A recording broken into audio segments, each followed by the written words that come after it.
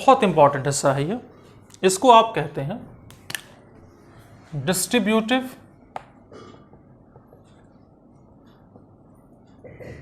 या फिर impersonal pronoun.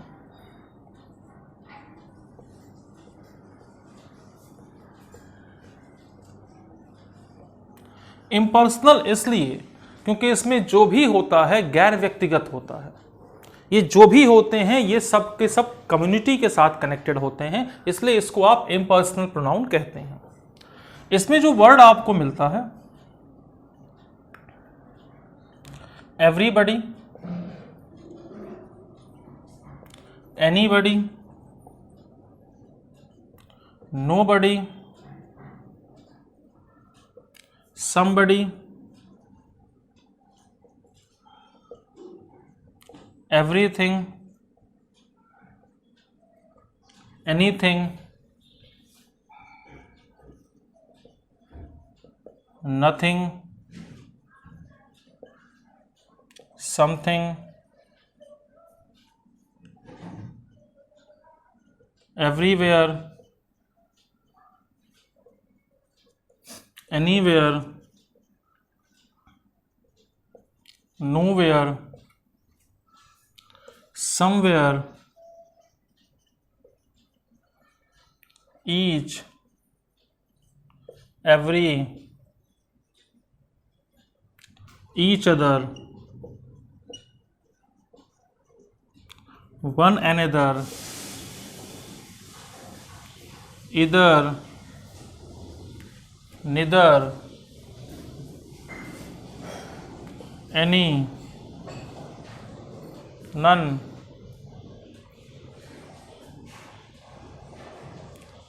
whole और ऑल। ये आपके पास डिस्ट्रीब्यूटिव प्रोनाउन है। अब जब आप डिस्ट्रीब्यूटिव प्रोनाउन को यूज करते हैं तो इनसे आपने बहुत अधिक क्वेश्चन देखे होंगे। एक कॉन्सेप्ट हम यही क्लियर कर लेते हैं कि डिस्ट्रीब्यूटिव प्रोनाउन में ऑल ये इकलौता ऐसा वर्ड है जिसका नेचर प्लूरल है। इकलौता ऑल मतलब ये जितने देख रहे हैं ये सारे के सारे, ये सब के सब सिंगुलर है। मतलब ऑल को छोड़कर बाकी किसी भी वर्ड के साथ अगर कोई प्लूरल ट्रीटमेंट दिया जाता है तो यह रॉन्ग होता है। तो हम लोग अब एक एक करके चर्चा करते हैं डिस्ट्रीब्यूटिव प्रोनाउन में। और डिस्ट्रीब्यूटिव प्रोनाउन में एक बात आप जरा कंफर्म करें कि आपको इतना ज्यादा देखकर घबराना नहीं है। ये यहां तक एवरीबडी से लेकर और समवेयर तक ये पूरा एक ग्रुप है। ये सब एक साथ पढ़ लिया जाता है और बड़े आराम से समझ में भी आ जाता है। दूसरा है ईच एवरी, ये दूसरा ग्रुप है। ईच अदर, वन अनदर, ये तीसरा ग्रुप है। इधर निदर, एनी नन, ये चौथा ग्रुप है। और होल और ऑल ये पांचवा ग्रुप है। मतलब ये जो आप इतना ज्यादा देख रहे हैं ये मात्र 5 ग्रुप्स के अंदर डिवाइडेड है। Only 5 groups. तो एक एक करके हम सबके सब एक एक करके सबका डिस्कशन करते हैं जिससे कि आपको यह समझ में आ जाए कि जितना मुश्किल आप इसको समझते हैं वाकई में डिस्ट्रीब्यूटिव प्रोनाउन उतना मुश्किल नहीं। डिस्ट्रीब्यूटिव प्रोनाउन को स्टार्ट करते हैं हम लोग। और जो हम बात करेंगे डिस्ट्रीब्यूटिव प्रोनाउन में, सबसे पहले आप बात करो, देखो इसमें एक चीज समझो। अगर हम कॉन्सेप्ट समझ लें एवरी का, एनी का, सम का और नो का, और इसके साथ बड़ी थिंग या वेयर जोड़ दें तो ये पूरा का पूरा एक ग्रुप तैयार हो जाएगा। आप समझो, एवरी को आप जोड़ दीजिए एवरीबडी या एवरीवन के साथ। इसी तरीके से आप जोड़ दीजिए एवरी को एवरीवेयर के साथ और फिर जोड़ दीजिए एवरी थिंग के साथ। यानी अब आपकी ये 3 चीजें तैयार हो रही हैं। कौन कौन सी? एवरीबडी या एवरीवन ये ह्यूमन बीइंग के लिए, एवरीवेयर ये प्लेस के लिए, और एवरीथिंग ये नॉन लिविंग ऑब्जेक्ट्स के लिए। ये जो एवरी के साथ जो टर्म्स तैयार होते हैं वो यूज होते हैं सिंगुलर, अननोन, अनलिमिटेड, पॉजिटिव। यानी अब आप समझो यहां पर कि एवरी के साथ जितनी भी कंडीशन बनती है, जैसे मान लीजिए एवरीबडी बना, तो एवरीबडी का मतलब जब एवरीबडी सिंगुलर अनलिमिटेड अननोन है, पॉजिटिव है, मतलब अनलिमिटेड पॉजिटिव, मतलब कि एक्सेप्टेड बाय ऑल, तो एवरीबडी का मतलब हो गया हर कोई, एवरीवेयर का मतलब हो गया हर जगह, एवरीथिंग का मतलब हो गया सब कुछ, ठीक है। लेकिन सिंगुलर ट्रीटमेंट होता है। एनी को आप जोड़ दीजिए एनीबडी या एनीवन के साथ, या वेयर के साथ जोड़ दीजिए एनीवेयर बना दीजिए, या थिंग के साथ जोड़कर एनीथिंग बना दीजिए। तो ये जो टर्म कैरी करेंगे अपने साथ, ये कैरी करेंगे फॉर सिंगुलर, अननोन, लिमिटेड और पॉजिटिव। तो सिंगुलर, अननोन, लिमिटेड और पॉजिटिव। अगर हम बात करते हैं एनी के साथ, तो एनीबडी का मतलब कोई भी हुआ, लेकिन वो कोई भी एक होगा जिसकी आपको जानकारी नहीं है। एनीवेयर का मतलब कहीं भी हो गया, तो कहीं भी कोई एक प्लेस जिसकी आपको जानकारी नहीं है। एनीथिंग का मतलब कुछ भी हो गया, वो कुछ भी एक जिसकी आपको जानकारी नहीं है। मतलब ये रिस्ट्रिक्शन पर्सनल लेवल पे आ जाता है, ये ऊपर वाला एवरी नॉन पर्सनल लेवल पे पॉजिटिव आता है। अब आप बात करते हैं सम के साथ, तो अब बनाइए आप समबडी या समवन, या फिर आप यूज कर लीजिए समवेयर या फिर समथिंग। ये आपका वर्ड बनेगा। इसका भी कॉन्सेप्ट कैसे आप फॉलो करते हैं कि ये यूज होता है फॉर सिंगुलर, नोन, ये थोड़ा सा चेंज आ गया, लिमिटेड और पॉजिटिव। यानी सम के साथ जो चीजें बनती हैं वो लिमिटेड भी होती हैं, परंतु हमको उनकी जानकारी होती है। जैसे हमने कहा समबडी मतलब कोई ऐसा जिसको हम जानते हैं, समथिंग कुछ ऐसा जो हम जानते हैं, समवेयर कहीं ऐसा जो हम जानते हैं। ये केस आप सम के साथ जाएंगे। नो को आप जब लेंगे तो नो जस्ट अपोजिट है आपका एवरी का। यूज आप नोबडी या नो वन के लिए जाएंगे। आप इसके साथ साथ नोवेयर वर्ड भी देखे होंगे, और इसके साथ साथ आप नथिंग वर्ड भी जानते होंगे।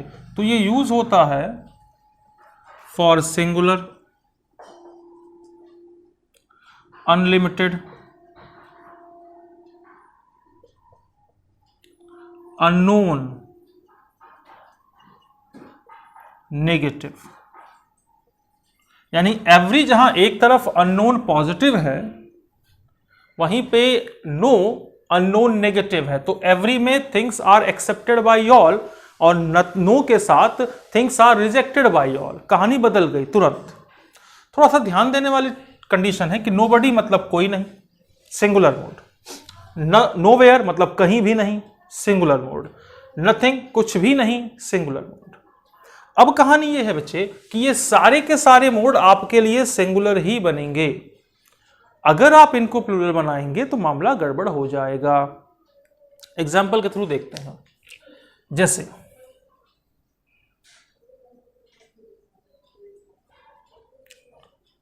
Everybody know that God is great.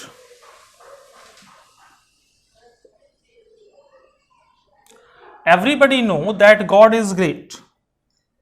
अब अगर हम कहें कि इसमें गलती क्या है, तो बच्चे सब्जेक्ट के अकॉर्डिंग वर्ब चलता है। एवरीबडी आपका सिंगुलर सब्जेक्ट है, ये आपका नो ना होके क्या हो जाएगा, नोज हो जाएगा। Everybody knows that God is great. ठीक है, कहानी बदल जाती है।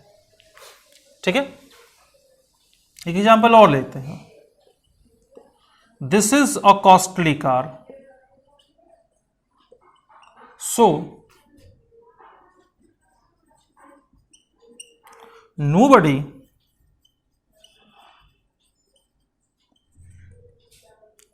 can purchase it. This is a costly car, so nobody can purchase it. Sir ji, अगर कार इतनी ही कीमती है कि कोई भी नहीं खरीद सकता तो बनाए क्यों? इसका मतलब nobody का केस तो सही है। तो कुछ के दिमाग में आएगा कि somebody कर दे, क्योंकि some का मतलब तो कुछ होता है। तो हे प्रभु, somebody का मतलब कोई एक होता है। सम पीपल का मतलब या सम पर्सन्स का मतलब कोई कुछ लोग होता है। तो दिमाग से ये गलतफहमी निकाल देना। अब प्रॉब्लम यह है कि कार कीमती कितनी भी हो, कुछ लोग तो जरूर खरीदेंगे, हालांकि उनकी संख्या कम रहेगी।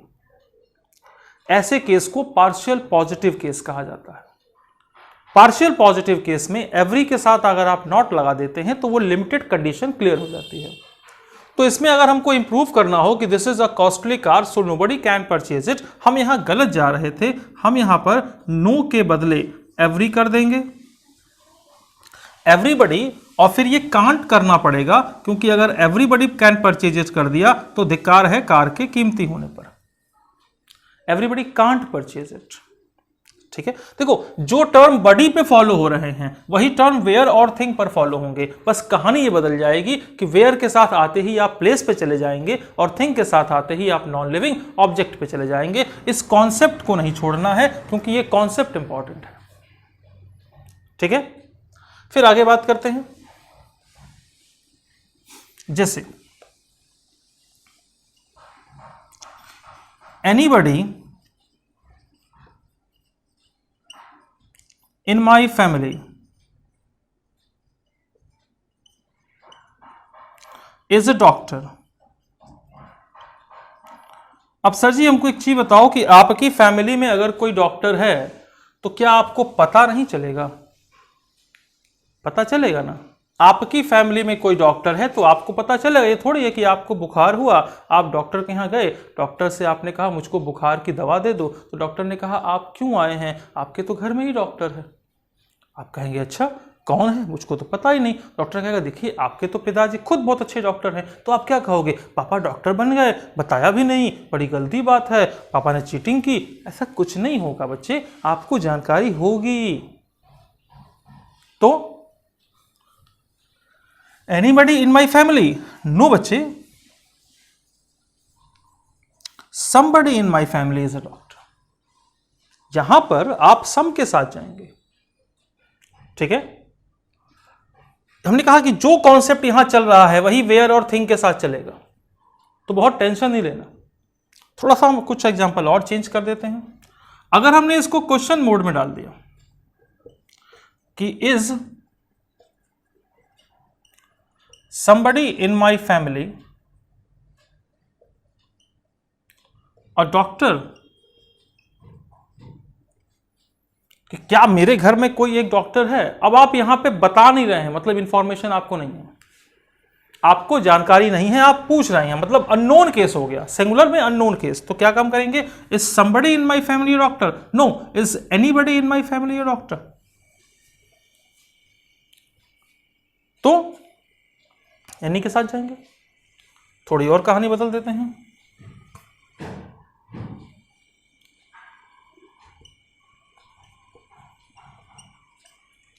Anybody wants to be the friend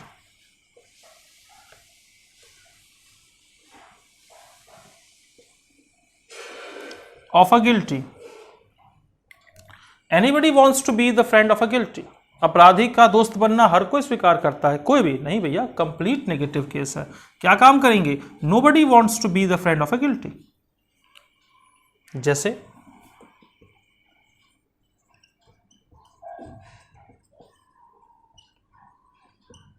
book fair has been started and everybody can go।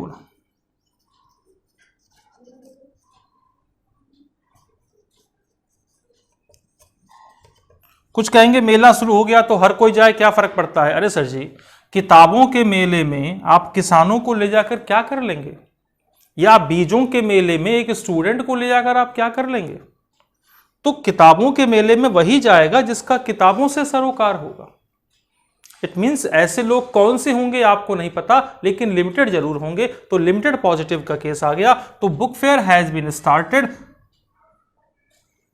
ठीक है, यहां पर सो मिस था, सो एवरीबडी ना होके क्या हो जाएगा बच्चे, एनीबडी हो जाएगा।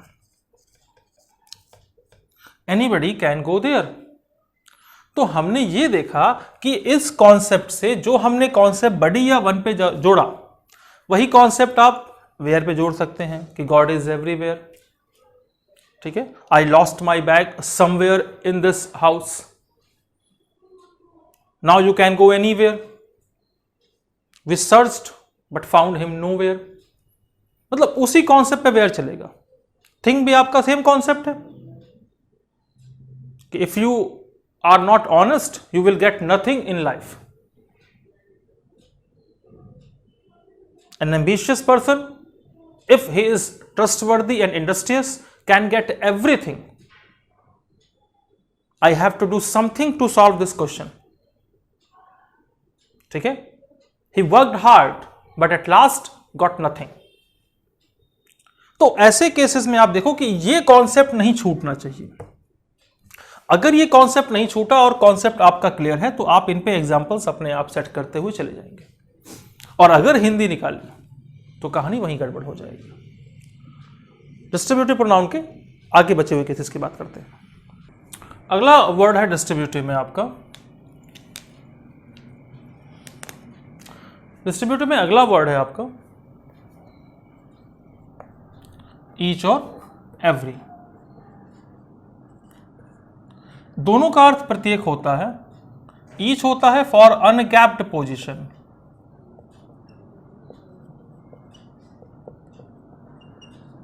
और एवरी होता है for gapped position.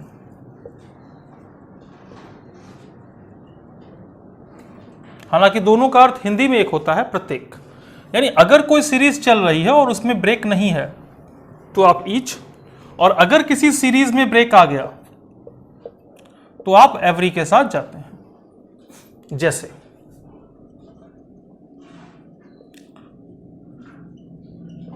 From page number 10 to 25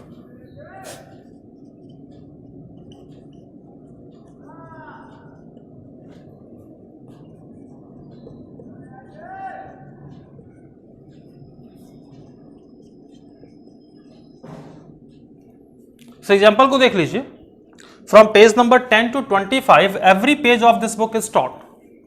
हमने कहा एवरी पेज, ठीक है, एवरी में गैप होना चाहिए, लेकिन हमने नंबर जो दिया ना 10 to 25, अगर नंबर दिया फिर गैपिंग नहीं हो गई, मतलब वो एक एक की बात कर रहे हैं। तो उस केस में क्या काम करेंगे हम, एवरी पेज के बदले क्या काम करेंगे बच्चे, ईच पेज इज टॉट के साथ जाएंगे।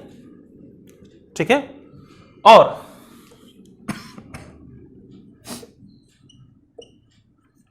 being a good student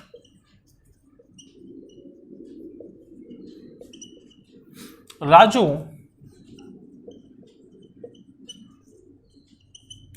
goes to school each day। क्या ये पॉसिबल है? कितना भी अच्छा स्टूडेंट क्यों ना हो, क्या संडे को जाकर बैठ जाएगा, क्या छुट्टी को जाकर बैठ जाएगा कि मैं अच्छा स्टूडेंट हूं तो स्कूल खोल? ऐसा तो होगा नहीं। तो इसका मतलब गैप आएगा, गैप आएगा तो ईच के बदले आप एवरी वर्ड का यूज करेंगे। ठीक है, इसमें एक मोड और चलता है, इसी में अगला कंडीशन भी आप देख लीजिए। इसमें अगला टर्म है each other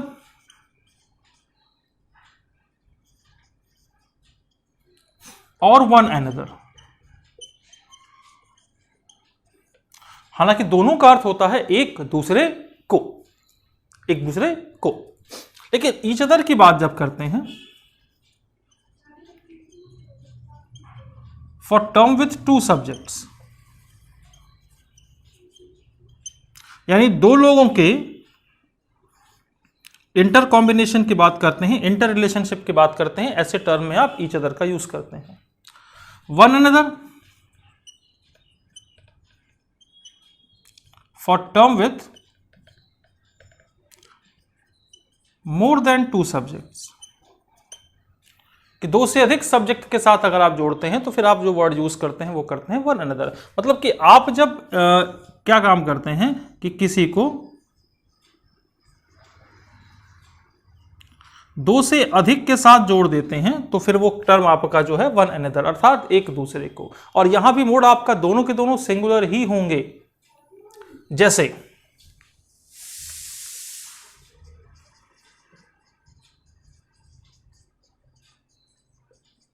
India and Pakistan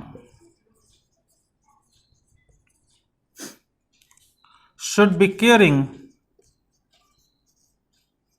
for one another's dignity,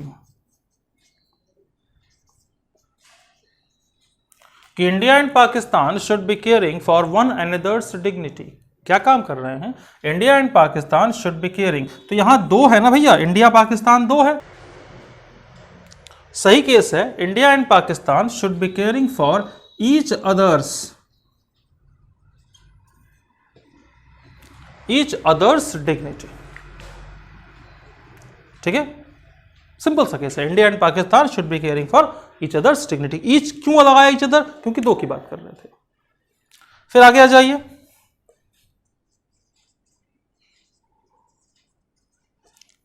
members of my family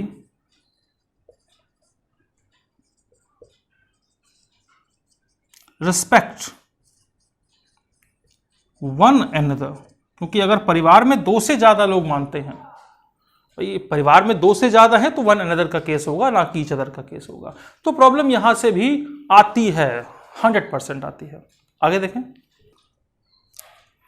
अगला ग्रुप है, इधर को निदर के साथ, और यही कंफ्यूज कर देता है आपको इसी में एनी और नन। ये चारों आपस में कंफ्यूज करते हैं, लेकिन इधर करता है एनी के लिए और निदर करता है नन के लिए। इधर के साथ और या नॉर का केस लगाएंगे तो ये कंजंक्शन बनेगा, लेकिन और नॉर हटाते हैं तो ये प्रोनाउन है आपका। इधर का मतलब होता है दो में से कोई एक, दो में से कोई एक, अर्थात ये दो सब्जेक्ट के साथ पॉजिटिव अल्टरनेट ढूंढता है। निदर का मतलब होता है दो में से एक भी नहीं, ये दो सब्जेक्ट के साथ नेगेटिव अल्टरनेट ढूंढता है। एनी का मतलब होता है कोई एक, ये ग्रुप के साथ किसी एक का पॉजिटिव अल्टरनेट ढूंढता है। नन का मतलब होता है कोई नहीं, नन का मतलब होता है कोई नहीं, ये ग्रुप के साथ किसी एक का नेगेटिव अल्टरनेट ढूंढता है। अब क्वेश्चन कैसे बनते हैं देखिए,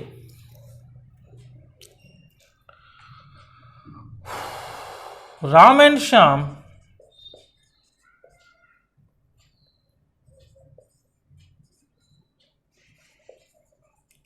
were there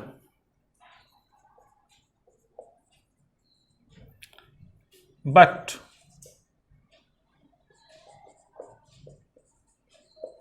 none was selected. हम थोड़ा सा सब मिला के बता रहे थे। तो Ram and Shyam were there but none was selected. यहां देखो एक चीज कहानी समझो यहां पे कि बट के बाद की वैल्यू दोनों तरफ अपोजिट हो जाती है। कि Ram and Shyam were there ये पॉजिटिव था, तो बट के बाद का केस नेगेटिव आना चाहिए, और दो का नेगेटिव जो आएगा वो नन के लिए तो नहीं आएगा, किसके लिए आएगा? निदर के लिए। Ram and Shyam were there but neither was selected. ठीक है, जैसे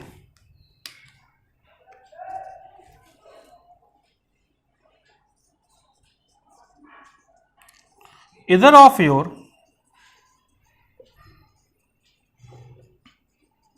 five friends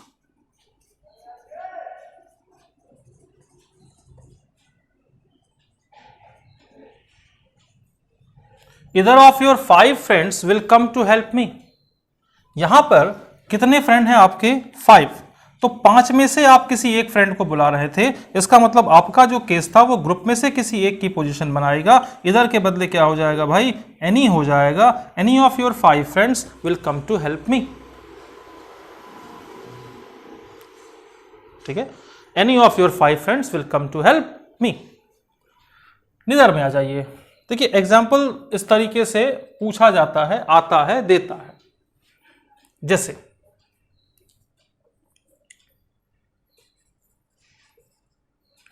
both are confident, so anyone can win both are confident so anyone can win. अब अगर हम बोले both are confident, positive case है यहां पर, एनीवन के बदले क्या आएगा, इधर कैन विन। ठीक है, आगे देखते हैं। Neither of her 5 sisters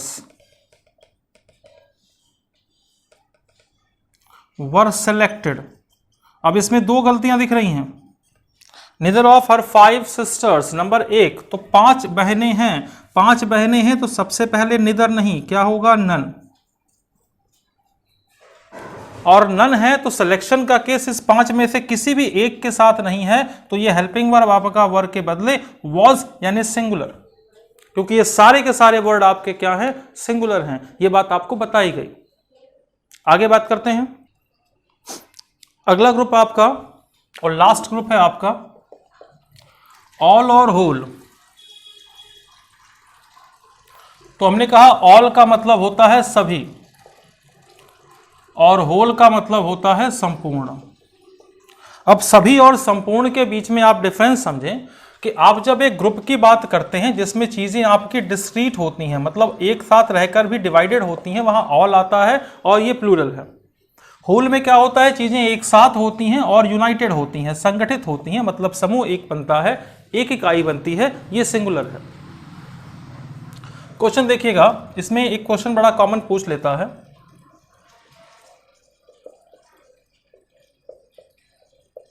my all friends are in army,